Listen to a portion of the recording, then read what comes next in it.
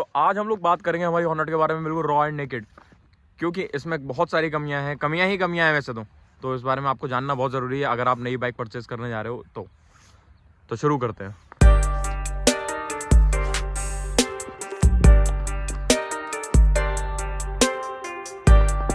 Hello दोस्तों, कैसे हो आप लोग? उम्मीद करता हूँ आप लोग बहुत ही बढ़िया हो, कुशल मंगल हो गए। और आज हम लोग बात करने वाले हैं हमारे हॉर्नेट के बारे में, जिसमें हो गए 27,000 किलोमीटर पूरे। आज बिल्कुल बात होगी रॉ एंड नेकेड, क्योंकि इस समय हॉर्नेट का 2024 का एक नया मॉडल भी आ गया है। तो इस वीडियो में आपको बताऊंगा, क्योंकि पुराने एक्सपीरियंस से ही आप सीखेंगे कि नया आपको लेनी चाहिए नहीं लेनी चाहिए वो चीज़।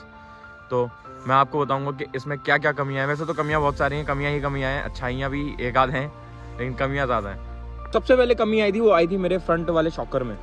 इसमें क्या कमी आई थी मैं आपको बताऊं कि शुरू के ही साल में ये लीक हो गया था। लीक होने के बाद जब मैंने इसे सर्विस सेंटर पे इसको ठीक करवाया, सर्विस सेंटर वालों ने बताया कि आपका जो नया शॉकर है वो पड़ेगा 3000 रुपीज़ का, और जो इसकी रिपेयरिंग कॉस्ट, और ये रिपेयर हो जाएगा सिर्फ 1500 रुपये में। मैंने कहा कि चलिए आप रिपेयर कर दीजिए, क्योंकि शॉकर आने में तो बहुत ज़्यादा टाइम लग जाता है। तो मैंने रिपेयर करवाया सबसे, और रिपेयर करवाने के मुश्किल से एक हफ्ते के अंदर ये फिर से लीक हो गया। और कंपनी वालों ने, सर्विस सेंटर वालों ने गारंटी ली थी।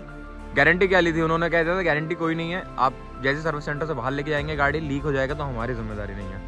तो ये तभी मेरे 1500 रुपये तो तभी खराब हो गए थे।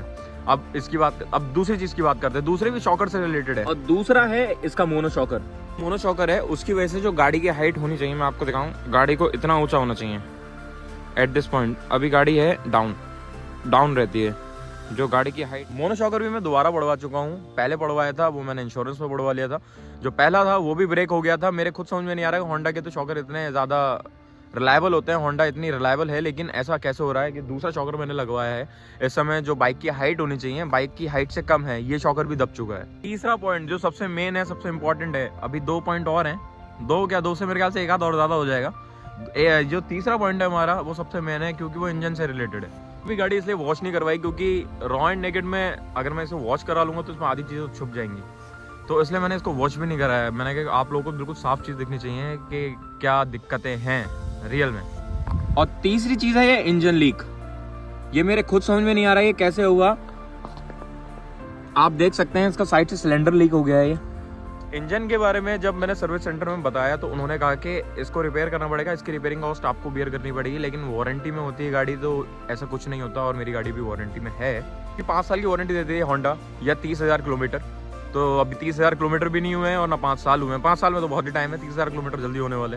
तो जो उन्होंने रिपेयरिंग कॉस्ट बताई थी मैं उसको ब्रेक डाउन करता हूँ आपके लिए। सबसे पहले उन्होंने बताया कि अगर आप इसमें सिर्फ पैकिंग पड़वाएंगे तो उसमें 2,000 रुपये के चार्जेस रहेंगे, और 250-300 रुपये की आपकी इंजन पैकिंग होगी। और तीसरा उन्होंने कहा कि पूरा इंजन बनेगा, बोरिंग होगी, क्योंकि अगर हमने इंजन को खोला तो हो सकता है कि गाड़ी धुआं मार जाए।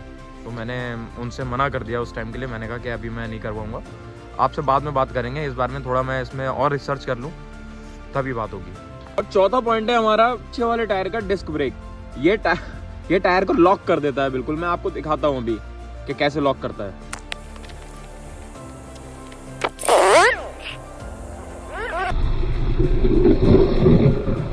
अभी भी एक पॉइंट है, जैसे ये की का, मैंने इसको ऑन कर रखा है, इस समय ऑन पे है गाड़ी, लेकिन इस इंस्ट्रूमेंट क्लस्टर में कुछ भी नहीं आ रहा। तो अब मैं क्या करूँगा, इसकी चाबी को हल्का सा हिला दूंगा तो इसका इंस्ट्रूमेंट क्लस्टर चला और फिर बंद हो गया। तो आपको एक एक्यूरेट पॉइंट ढूंढना पड़ेगा इसको ऑन करने के लिए।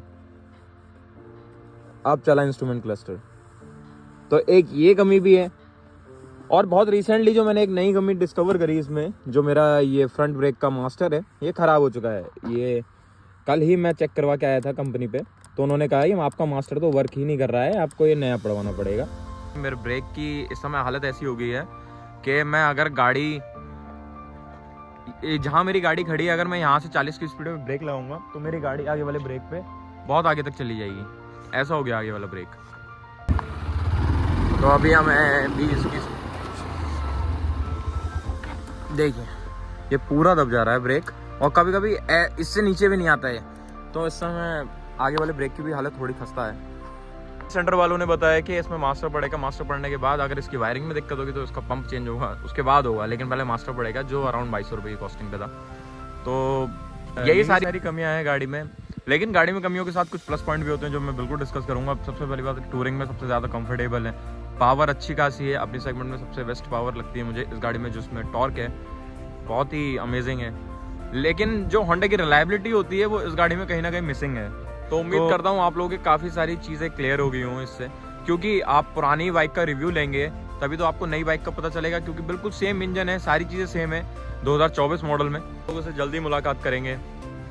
उम्मीद करता हूँ आप लोगों को वीडियो पसंद आया होगा। अगर आपको पसंद आया तो आप उन लोगों के साथ शेयर कीजिए जो हॉर्नेट खरीदने का सोच रहे हैं। प्लस पॉइंट भी है, नेगेटिव थोड़े ज़्यादा हैं, प्लस थोड़े कम है, लेकिन जिसको खरीदनी होती है वो खरीदता ही है। तो फिर आप लोगों से जल्दी मिलते हैं नए रिव्यूज़ के साथ, नए व्लॉग्स के साथ। व्लॉग्स तो पढ़ते ही रहते हैं, रिव्यूज़ तो कभी कभी पढ़ते हैं, तो व्लॉग ज़रूर देखते रहिए आप लोग मेरे। और चलिए ठीक है, बाय।